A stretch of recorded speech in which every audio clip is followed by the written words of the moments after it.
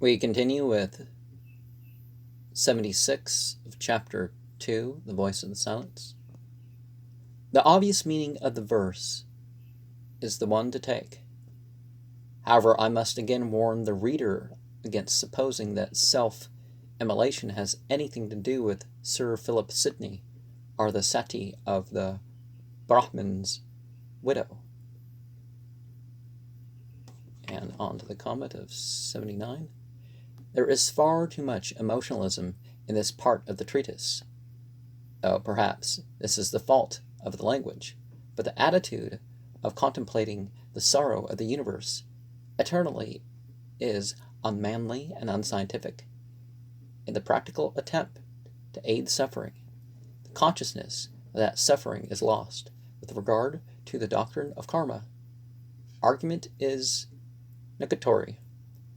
In one sense, karma cannot be interfered with, even to the smallest extent, in any way, and therefore action is not truly cause but effect. In another sense, Zoroaster is right when he says, the urges fall not so low as to be ranked among the herd that are in subjugation to fate, even if this will not be free. Even if the will not free, it must be considered as free, or the word loses its meaning. There is, however, a much deeper teaching in this matter.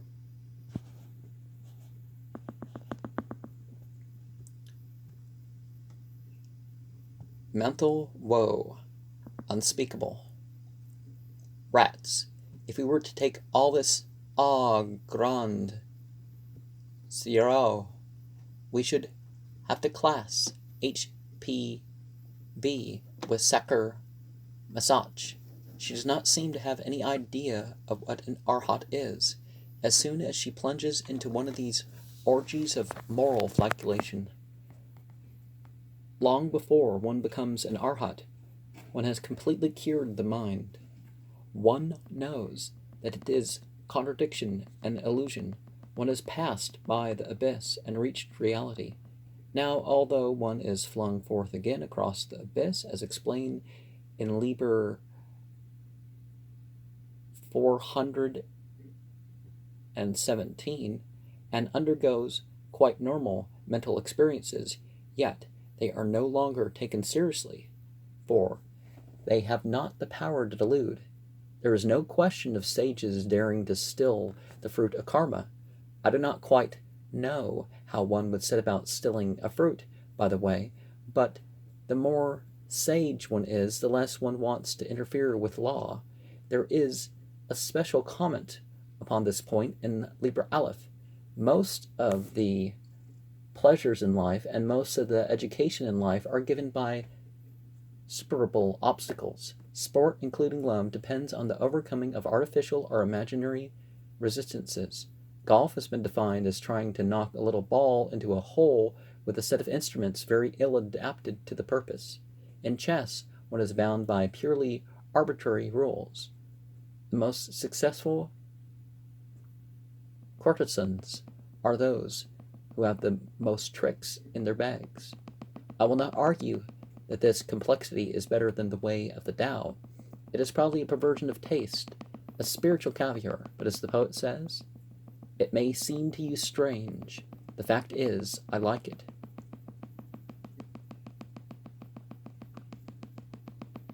This verse apparently contradicts completely the long philippic against inaction.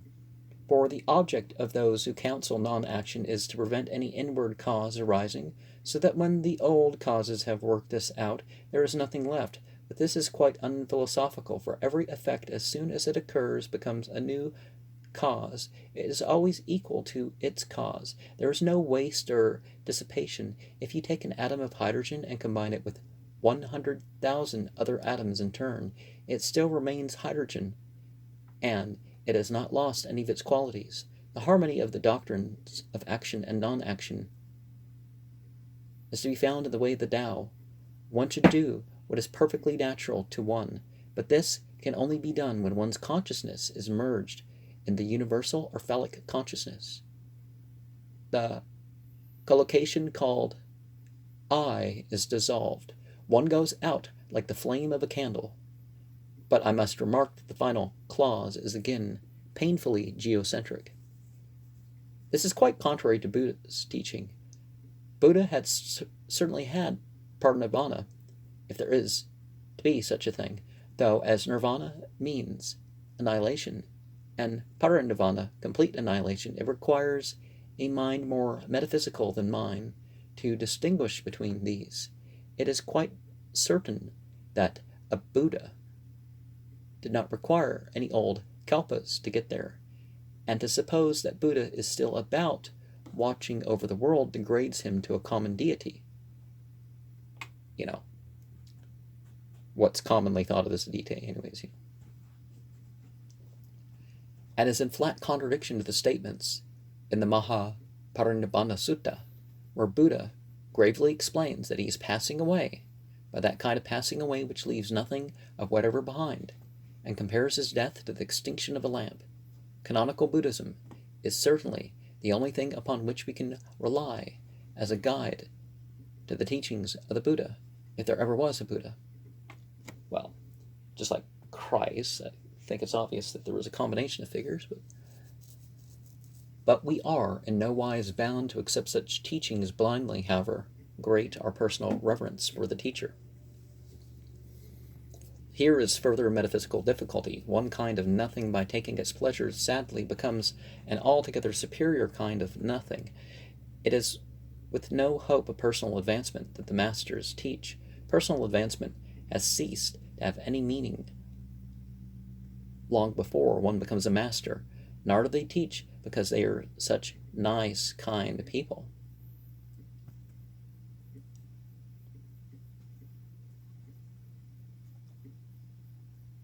Masters are like dogs, which bark and bite, for 'tis their nature too. We want no credit, no thanks, we are sick of you, only we have to go on. Verse 84 is, one must suppose, an attempt to put things into the kind of language that would be understood by beginners. Compare chapter 13 of the Book of Lies, where it explains how one is induced to follow the path by false pretenses. Compare also the story of the dolphin and the prophet in Liber 65, 37 to 44. Behold the abyss of the great deep. Therein is a mighty dolphin, lashing his sides with the force of the waves. There is also a harper of gold playing infinite tunes.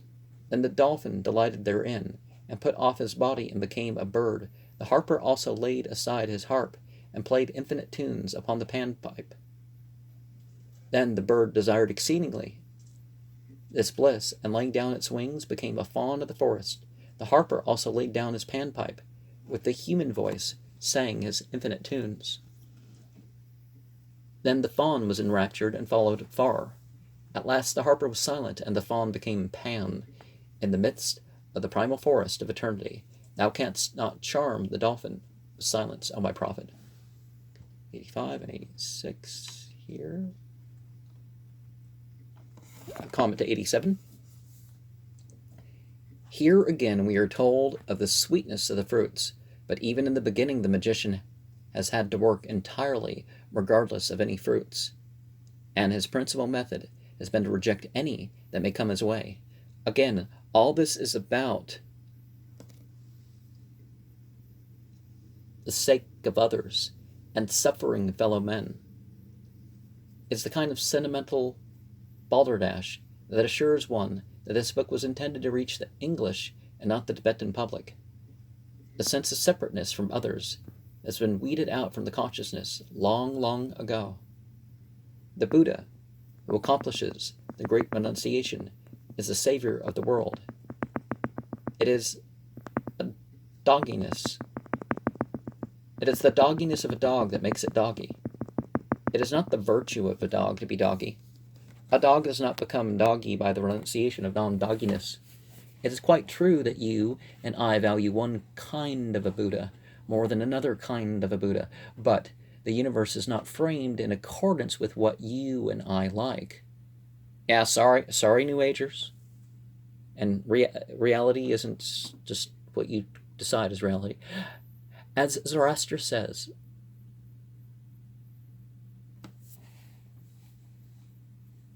the progression of the stars was not generated for your sake. And there are times when a Dhamma Buddha reflects on the fact that he is no more and no less than any other thing, and wishes he were dead.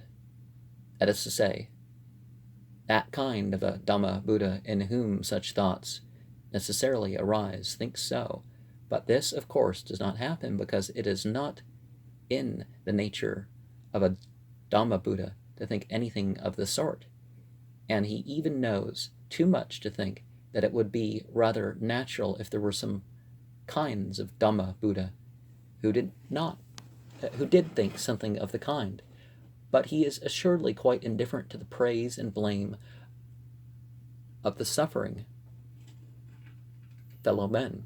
He does not want their gratitude. We will now close this painful subject. With this eloquent passage, the fragment closes. It may be remarked that the statement, "Thou canst choose," is altogether opposed to that form of the theory of determinism, which is Orthodox Buddhism. However, the question of free will has been discussed in a previous note. Om Vajrapani Hum. Vajrapani was some kind of universal deity, claimed to be such anyways. In a previous Manvantara, who took an oath, ere the cycle rushed to utter darkness, work I so that every living being pass beyond this constant chain of causes. If I fail, may all my being shatter into millions of far whirling pieces. He failed, of course, and blew up accordingly, hence the stars. And we start here, fragments from the Book of Golden Precepts. Fragment 3.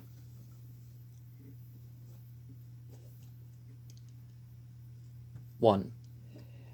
This fragment again appears to be intended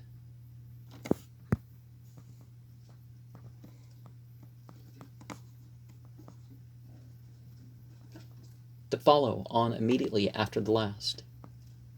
And yet the Chela says to the Guru that the choice is made. Obviously, it does not refer to the great choice referred to in fragment 2, verse 88.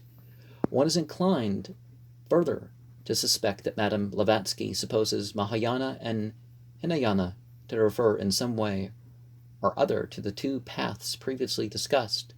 They do not. Just like nowadays, people talk about the left-hand path and the right-hand path, like the left-hand path is of wickedness or something.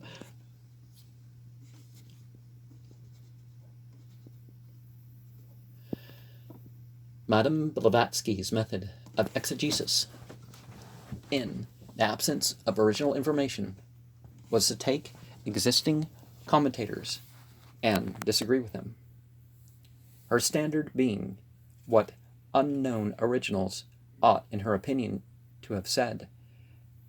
This method saves much of the labor of research, and with a little luck it ought to be possible to discover subsequently much justification in the originals as they become known. Madame Blavatsky was justified in employing this method because she really did know the subject better than either commentator or original. She merely used Oriental lore as an ostrich hunter uses the skin of a dead bird. She was Ulysses, and the East her wooden horse. Maha is great and Hina is little, and these are quite meaningless epithets, serving only to distinguish Hinduized Tibetanism from canonical Sinhalese, Burmese, Siamese Buddhism. It is here admitted that there are many ways of reaching the same end. In order to assist a pupil, the teacher should know all these ways by actual experience. He should know them in detail. There is a great deal of pious guessing about most teachers. It is very easy to say, "Be good and you will be happy." And I'm afraid that even this book itself has been taken as little better by the majority of its its admirers.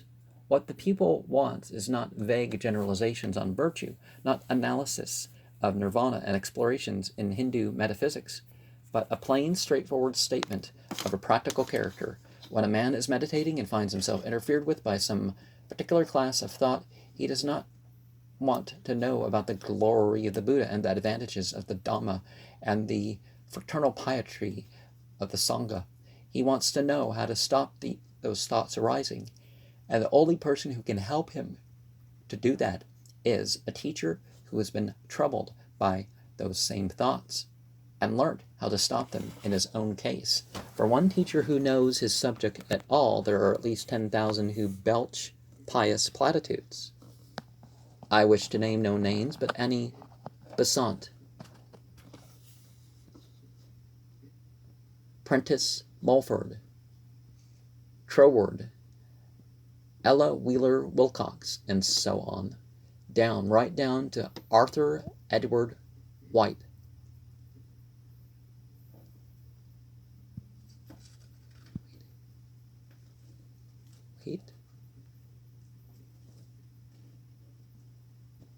Immediately occur to the mind. What does not occur to the mind is the names of people now living who know their subject from experience. The late Swami Vivekananda did know this. Sabapati Swami did so. Sri Parananda Swami did so. And of course, of all these stands Bhikkhu Ananda Mathaya. Outside these, one can think of no one except the very reticent Rudolf Steiner, who betrays practical acquaintance with the path. The way to discover whether a teacher knows anything about it or not is to do the work yourself and see if your understanding of him improves, or whether he fobs you off in your hour of need with remarks on virtue. It must not be supposed that the paths here indicated are all. Apparently the writer is still harping on the same old two paths. It appears that fourfold dhyana is a mere extension of the word samtan. There are, however, 8, not 4.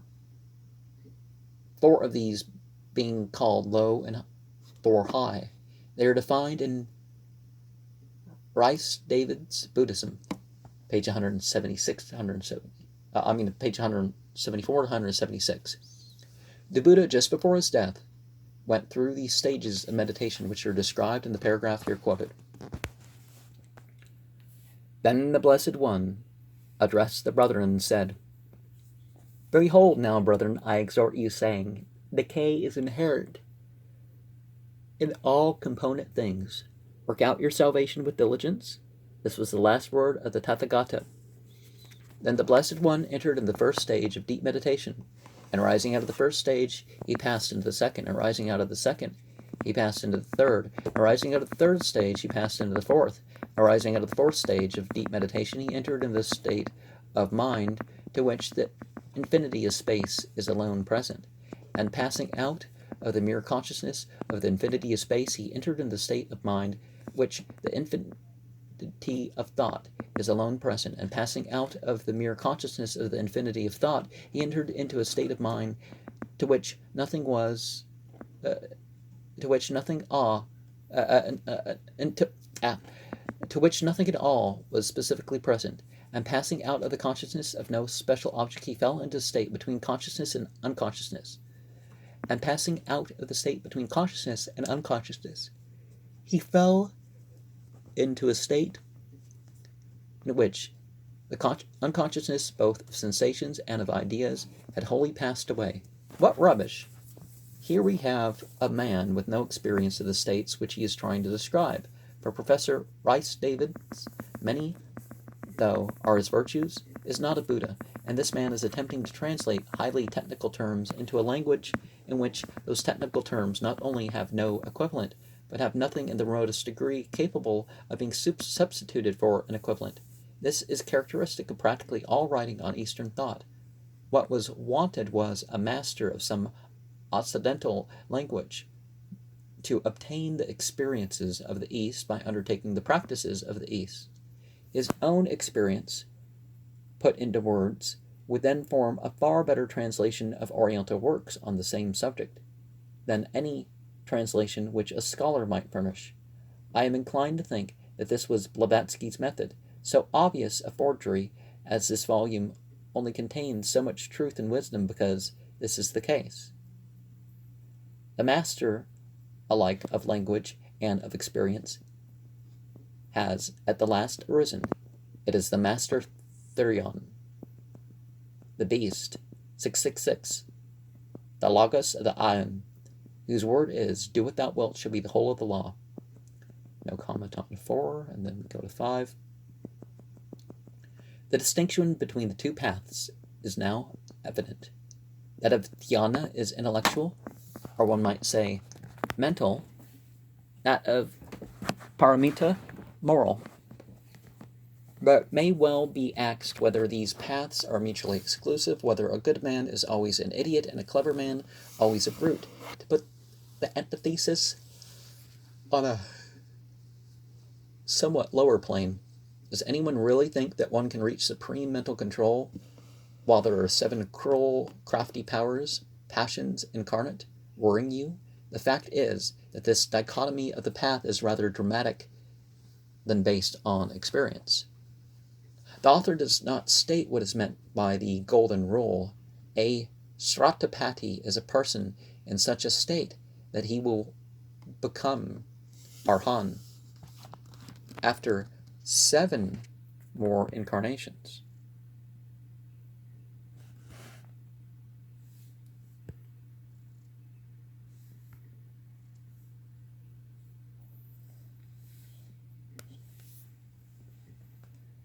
There is nothing in Buddhism about the voluntary undertaking of incarnations in order to help mankind, and of course, the talk about nirvanic bliss is misleading when one reflects that this quality of bliss, or ananda, arising with the first jhana, has already disappeared, never to return in the second.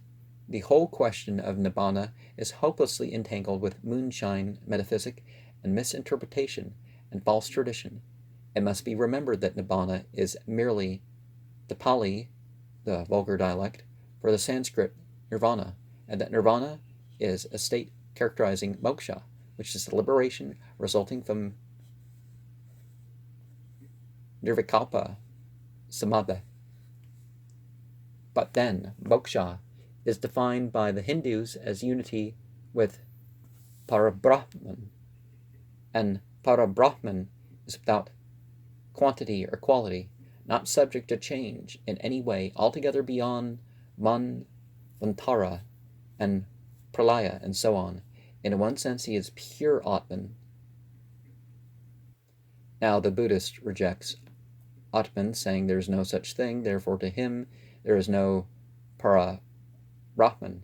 There is really Maha-Brahma, who is ultimately subject to change, and when the karma which has made him Maha-Brahma is exhausted, may be reincarnated as a pig or a pisacha.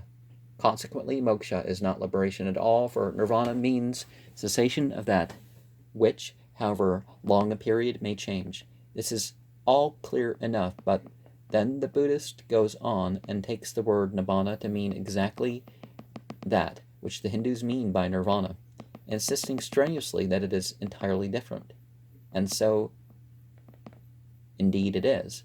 But if one proceeds further to inquire, then what is it? One finds oneself involved in a very considerable difficulty. It is a difficulty which I cannot pretend to solve even by the logic which obtains above the abyss. I can, however, exhibit the difficulty by relating a conversation which I had with Bhikkhu Ananda Mataya in November of 1906, while I was staying with him in his monastery outside Rangoon. I was arguing that result was the direct effect of the work of the student. If he went on long enough, he was bound to succeed, and he might reasonably infer a causal connection between his work and its result. The Bhikkhu was not unwilling to admit that this might be so in such elementary stages as jhana. But with regard to the attaining of arhatship, he argued that it depended rather on universal karma than on that created by the aspirant, avoiding metaphysical quibbles as to whether these two kinds of karma are not identical. He figured the situation in this manner. There are two wheels, one of which is the way of nibbana, and the other that of the attainment of the adept. These two wheels only touch at one point. Now the arhat may reach the circumference of the wheel, that is, the summit of his attainment, as often as he likes, but unless he happens to do so at the moment when that point touches the wheel of nibbana, he will not become an arhat, and it is therefore necessary for him to remain at that summit as long as possible. In fact, always, in order that by and by it might be, after many incarnations of perfection, these two might coincide. This perfection he regarded not as that of spiritual experience, but as the attainment of sila, and by sila he meant the strict observance of the rules laid down by the Buddha for the bhikkhu. He continued that the Buddha had apparently attached far more importance to virtue than any degree of spiritual attainment, placing the well-behaved bhikkhu not only above the gods, but above the greatest yogis. It is obvious to the Buddhists that Hindu yogis, however eminent, are not arhats. He said that the rules laid down for bhikkhus created the conditions necessary. A good bhikkhu with no spiritual experience had at least some chance, where the bad bhikkhu or non-bhikkhu, although every form of samadhi was at his finger's end, had none. The point is very important because, on this theory, the latter, after all his attainments, might pass through all the dhyana lokas and through the arupa brahma lokas, exhaust that karma, be reincarnated as a spiro cactus pallida, and have to begin over again. And the most virtuous bhikkhu might be so unfortunate as to fall from virtue the millionth part of a second before his point on the circumference of the sphere he was going to touch, of that wheel of nibbana, regain it 2/millionths of a second later, and thus find arhatship indefinitely postponed. I then said, O most excellent expounder of the good law, prithee explain to me the exact difference between this doctrine and that which we heard from Sri Parananda, that the attainment of samadhi, though it depended to some extent upon the attainment of the yogi, depended upon the grace of Lord Shiva, and that yoga did us all no good unless the Lord Shiva happened to be in a good temper. Then the bhikkhu replied in a dramatic whisper, "There is no difference, except that it is not Buddhism." From this example, the student will understood that he had better not worry about nibbana and its nature, but confined himself to controlling his thoughts. No comment with 7. Well, 7 and 8 has the comment. In this passage, a definite vision is presented to the Linu. This can be done by an adept, and sometimes it is a useful method. This charming poetic image should not be taken literally. 10. This continues a vision which resembles only too painfully the colored prints of the broad and narrow ways so familiar to those unfortunates whose business takes them through Pater Noster Row. The expression, the other shore, is particularly unfortunate owing to its associations in English minds with the hymn usually known as the Sweet By and By. It is a metaphor for which there is little justification. Nirvana is frequently spoken of as an island in Buddhist writings, but I am not familiar with any passage in which the metaphor is that of a place at the other end of a journey. The metaphor, moreover, is mixed. In the last verse, he was climbing a ladder. Now he is going across the waters, and neither on ladders nor in journeys by water does one usually pass through portals. 12 is 7 parts here, so I'm not going to... We'll be in the middle of this. Subsection 1. Charity and love are here used in their technical sense. Agape, love is the law, love under will. Both agape and Thelemic will add to 93, which identifies them Kabbalistically. This love is not a sloppy feeling of maudlin sentimental kindness. The majority of people of the Christian science, theosophical new thought type, think that a lot of flabby thoughts sending out streams of love in the 6 quarters and so on will help them. It won't. Love is a pure flame, as swift and deadly as the lightning. This is the kind of love that the student needs. So Thelemic differs from your typical New Age thing and sending you good vibes. It's like, Subsection 2, the key is here is spoken of, has been thoroughly explained in the Line Dao and Conks Unpox, but there is no particular method apart from this plain and easily understood by the equilibrium by which things can be done which bear no fruit, and this method it is quite impossible to explain. The nearest I can come to intelligibility is to say that you get very nearly the same sort of feeling as you do when you are making yourself invisible. Sheila is in no way connected with the charming Irish Colleen of the same name. Subsection 3. The patience here spoken of seems to imply courage of a very active kind. It is the quality which persists in spite of all opposition. It must not be forgotten that the word patience is derived from patior, I suffer. But especially with the ancients, suffering was not conceived of as a purely passive function. It was keenly active and intensely enjoyable. There are certain words today still extant, which the original meaning of this word lingers,